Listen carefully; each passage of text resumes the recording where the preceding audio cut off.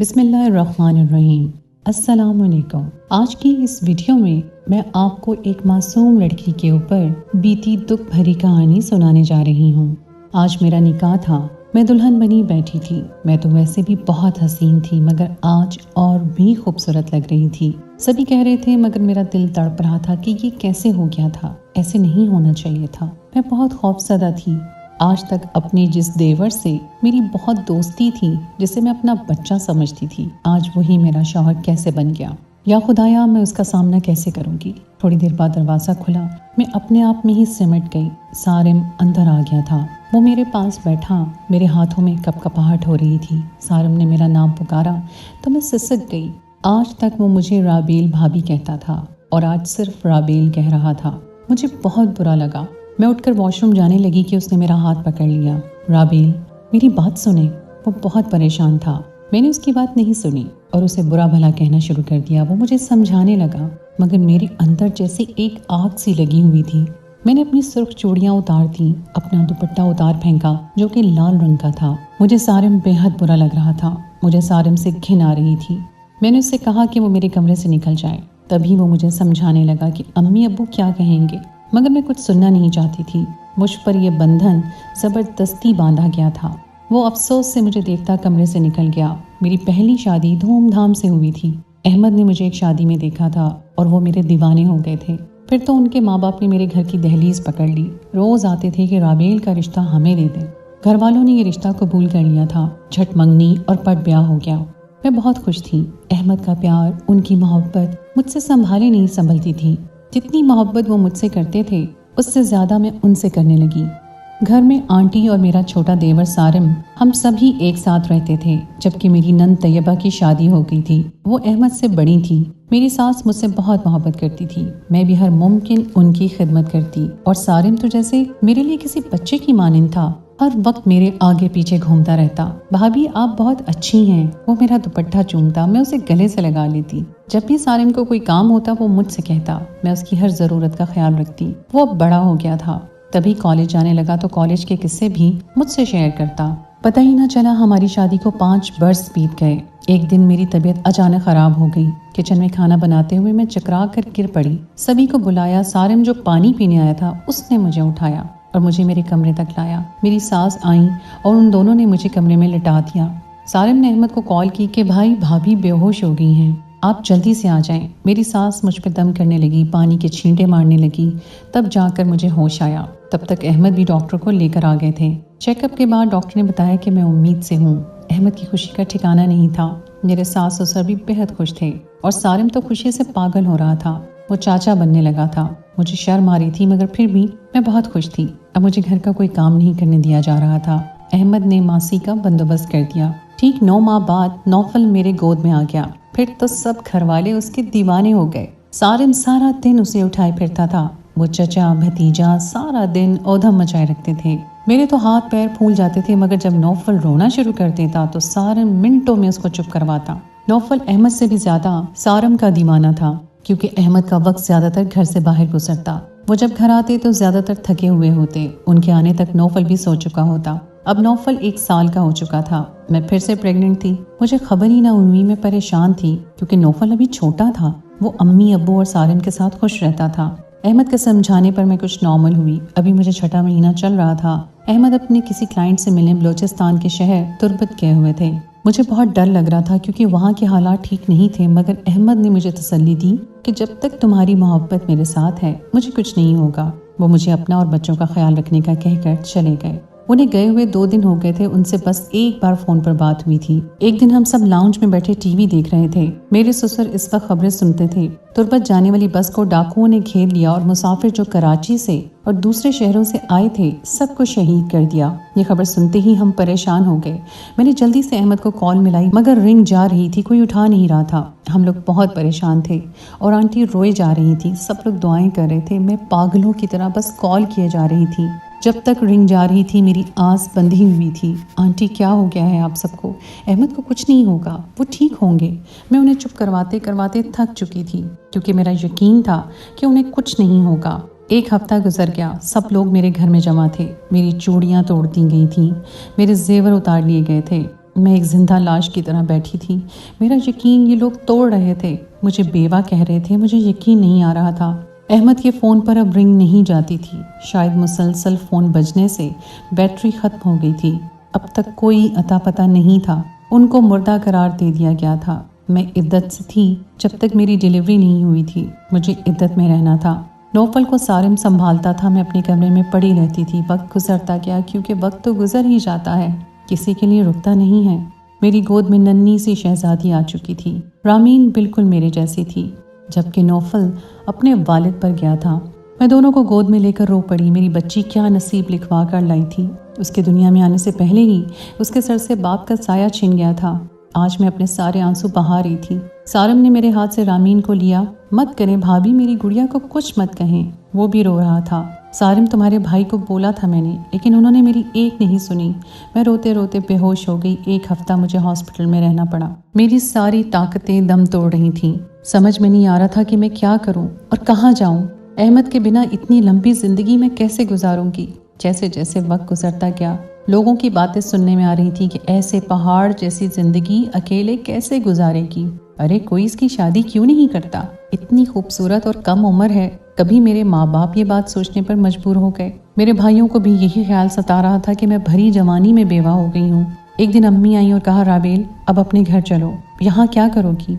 क्या मतलब अम्मी, ये मेरा घर है, मैं यहाँ से कहाँ जाऊँगी? मैं बहुत गुस्से में थी। मैंने अपनी सास को भी कहा कि क्या ये मेरा घर नहीं है, तो वो रो रो कर बेहोश हो गई। मैंने अपनी माँ को बहुत कुछ सुनाकर वापस भेज दिया, क्योंकि मुझे डर लग रहा था कहीं मेरे माँ बाप मेरी दूसरी शादी ना कर दें। मेरे सास ससुर भी बहुत परेशान थे। मेरी सास बीमार रहने लगी। आंटी बच्चों से जुदा नहीं होना चाहती थी और ना ही मैं बच्चों से जुदा होना चाहती थी। मुझे नहीं मालूम था कि आंटी के दिल में क्या चल रहा है। वो दिन ब दिन बीमार होती जा रही थी। एक दिन वो मेरे अम्मी अब्बू के पास गई और उनसे कहा कि राबेल की शादी सारिम से कर दें।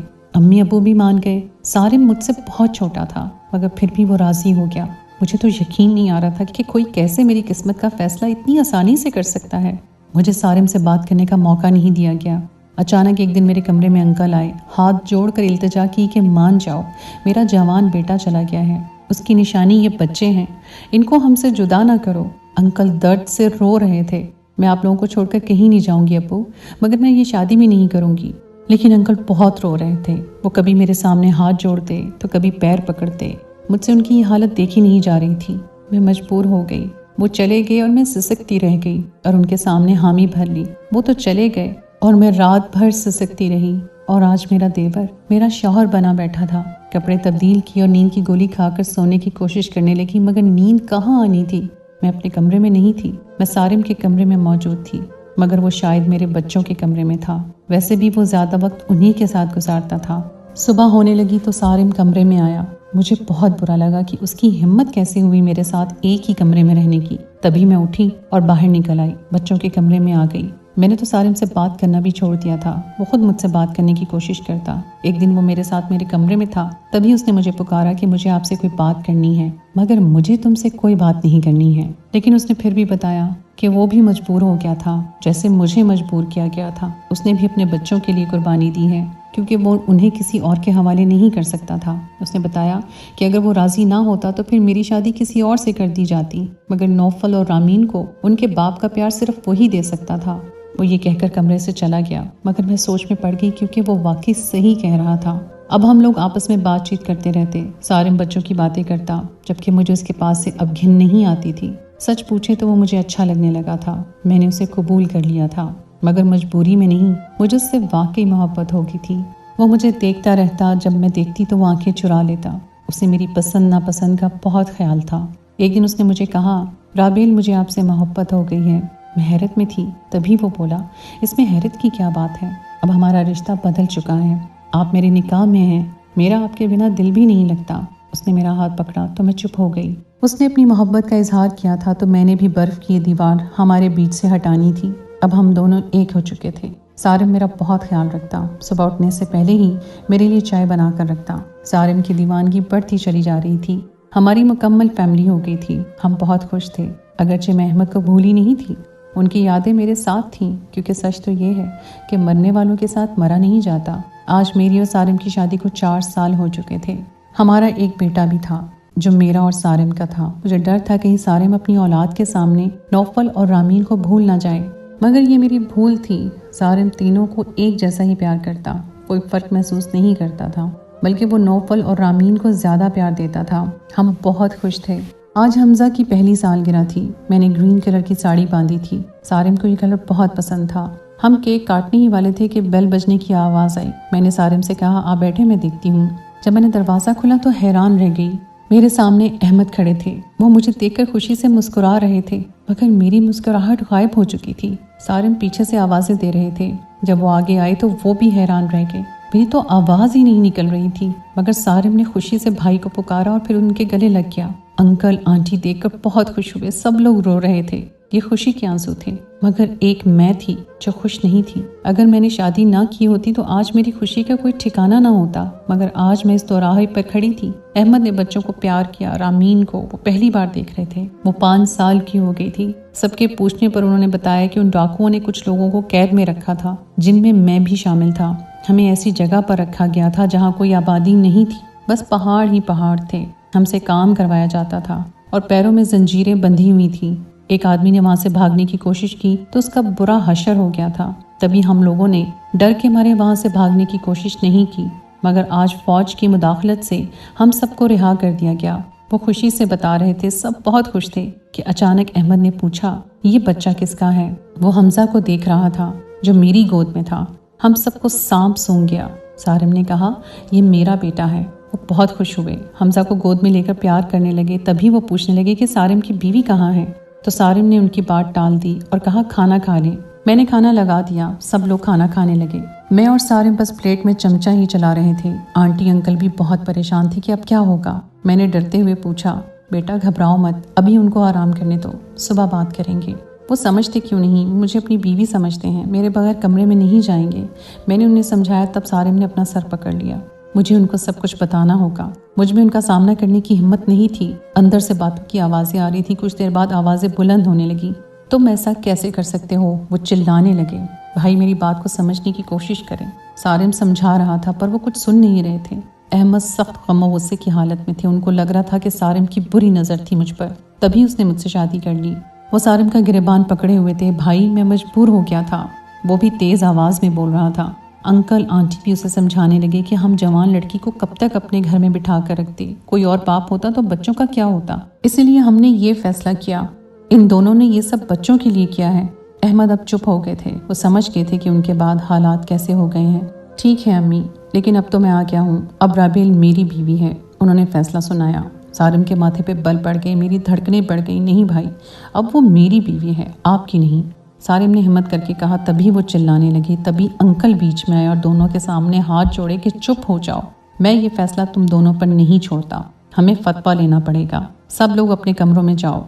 अब रात को किसी को नींद ना आई। सारिम मेरे फ़ोन पर मैसेज किए जा रहा था, जबकि मैं बच्चों के कमरे में थी। सारिम को डर था कि उसे छोड़ ना दूं। मैं कोई जवाब नहीं दे रही थी। मेरा साथ मत छोड़ना, सारिम मैसेज कर रहा था। मैंने कोई जवाब न दिया। अजान की आवाज़ पर सब अपने कमरों से निकले। सब ने नमाज अदा की। घर के मर्द मुफ्ती साहब के पास गए ताकि वो उनसे मशवरा कर सकें। वो वापस आ गए थे। मैं बहुत परेशान थी। अहमद मेरा कल थे, सारिम मेरा आज था। दोनों मेरी मोहब्बत थे, मगर सारिम का पल्ला भारी हो रहा था। मैं उससे बहुत मोहब्बत करती थी। उसने मेरे लिए और मेरे बच्चों के लिए जो कुर्बानियाँ दी थी, मैं वो नहीं भूल सकती थी। मैं अहमद की दूरी सहती गई थी, मगर शायद सारिम के न सह पाती। सारिम अंदर आया। उसने मुझे तड़प कर देखा। मुझसे पूछने लगा कि मेरा साथ छोड़ तो नहीं दोगी। मैंने उसे कहा कि मैं उससे बहुत मोहब्बत करती हूँ, मगर जो फैसला मुफ्ती साहब देंगे वही मुझे कबूल करना होगा। शाम तक सारे ख़ानदान में खबर फैल चुकी थी कि अहमद वापस आ गए हैं। लोग जमा हो रहे थे, मुबारकबाद दे रहे थे। जो भी आता मुझे अजीब नज़रों से देखना शुरू कर देता। कुछ लोगों ने मुझसे पूछा कि अब तुम किसकी बीवी हो। सब लोग अपने अपने मशवरे दे रहे थे और मैं तंग आकर मैके आ गई। ये दिन जैसे सूली पर गुजारने थे। मैके में भी सब लोग मुझे सवालिया नज़रों से देख रहे थे। मैं सब्र कर रही थी। बच्चों को अहमद याद नहीं थे। सारिम के लिए रोते और तंग करते। एक दिन मैंने सारिम को फ़ोन किया कि नौफल को वापस ले जाओ, वो यहाँ बहुत तंग करता है, जबकि मैं किसी का सामना नहीं करना चाहती थी। अहमद ने एक तो मुफ्तियाने दीन से रब्ता किया था। उन सब का यही जवाब था कि मैं अब सारिम की बीवी हूँ। वो बहुत गुस्से में थे। उन्होंने सारिम से कहा कि वो मुझे तलाक दे दें ताकि वो मुझसे फिर से शादी कर लें। इस बात पर सारिम राज़ी नहीं था।